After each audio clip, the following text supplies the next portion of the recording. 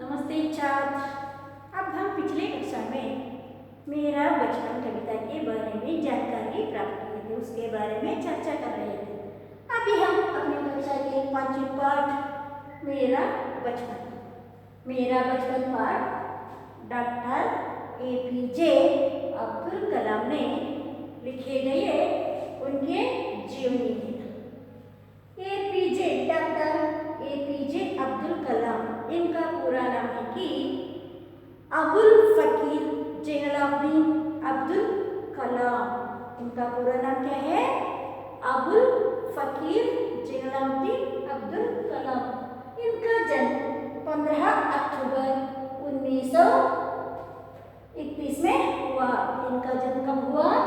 15 अक्टूबर 1931 में तमिलनाडु के एक रामेश्वरम नामक कस्बे में हुआ था। इन्होंने एक प्रसिद्ध वैज्ञानिक थे। इसके अलावा हमारे देश के राष्ट्रपति भी बने थे। हमारे देश में 25 जुलाई 2002 से 24 जुलाई 2007 तक हमारे देश में एक प्रसिद्ध जन्मदिन राष्ट्रपति बने थे। उसका मतलब है कि ಪ್ರಸಿದ್ಧ ಒಬ್ಬ ವೈಜ್ಞಾನಿಕರು ಕೂಡ ಆಗಿದ್ರು.